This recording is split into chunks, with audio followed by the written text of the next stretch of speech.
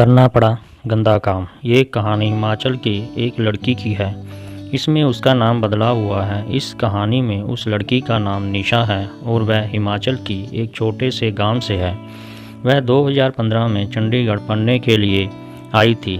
जब पहली बार ही शहर में आई तो यहाँ की चकाचौंध देखकर दंग रह गई। ऐसा लगता है कि यहाँ सब अमीर हैं, कोई गरीब नहीं। बड़ी बड़ी गाड़ियाँ और बड़ी बड़ी कोठियाँ देखकर तो हैरान रह गई थी। वाकई मुझे लगता है चंडीगढ़ शहर है करोड़पतियों का और गरीबों के लिए यहाँ कोई जगह नहीं।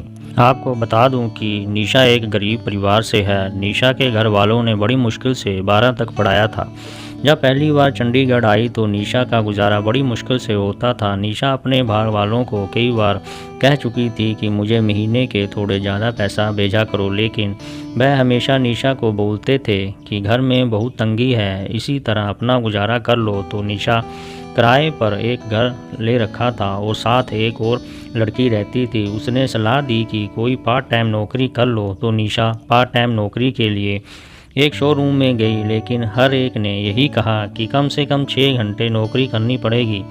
निशा ने सोचा अगर 6 घंटे काम करूंगी तो पढ़ूंगी कब। निशा ने जैसे तैसे एक महीने तो काट लिया। दूसरे महीने फिर पैसों की तंगी आई। थक हार कर चंडीगढ़ में पढ़ने का इरादा छोड़ दिया और घर जाने की तैयारी करने लगी। जब घर जाने के लिए अपना बैग बांध रही थी तो निशा की रूममेट ने कहा, निशा 2 दिन और रुक जाओ, मैं कुछ करती हूँ। निशा को लगा कि शायद मेरी रूममेट मेरे लिए कोई अच्छी नौकरी का इंतज़ाम कर देगी। बस ये सोचकर निशा रुक गई।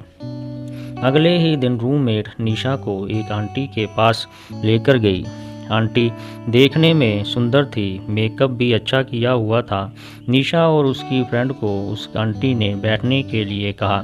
वह बैठ गई। वह आंटी 10 मिनट के बाद हमारे पास आई और मेरी फ्रेंड को बोली, हाँ बताओ कैसे आना हुआ। फ्रेंड ने बताया कि ये निशा है और इसे पैसों की ज़रूरत है।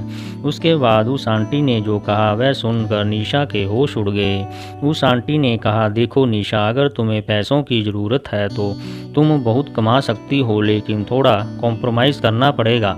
मेरे पास कुछ अमीर ज़्यादा आते हैं जो सुंदर लड़कियों के साथ रात बिताने के इच्छुक होते हैं। अगर तुम ये कर सकती हो तो 1 महीने के हिसाब से 70,000 कमा सकती हो। ये सुनकर निशा अपनी फ्रेंड को कहा, अरे तुम मुझे कहाँ ले आई हो। फ्रेंड ने मुझे समझाते हुए कहा, देखो निशा, इसमें कुछ गलत नहीं। चंडीगढ़ में जिन लड़कियों को पैसे की ज़रूरत होती है वह ये सब करते हैं, काम करती हैं। ये बड़ी आम बात है, इसमें कोई रिस्क नहीं है। और जब तुमको अच्छी नौकरी ढूंढ लोगी तो छोड़ देना ये सब। मैं चंडीगढ़ में आई थी तो मैंने भी किया था। निशा ने आंटी को कहा कि मुझे सोचने का टाइम चाहिए।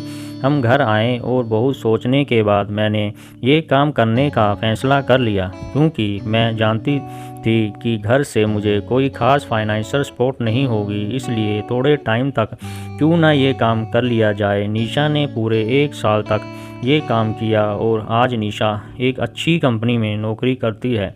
लेकिन जब भी अपनी स्टूडेंट लाइफ के बारे में सोचती है तो उसे एहसास होता है कि कुछ पाने के लिए कुछ खो दिया।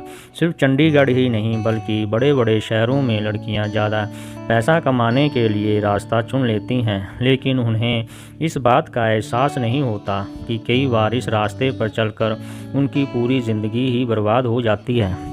तो दोस्तों, आप हमारे चैनल पर नए हैं तो चैनल को सब्सक्राइब करना मत भूलना। मिलते हैं अगली वीडियो में।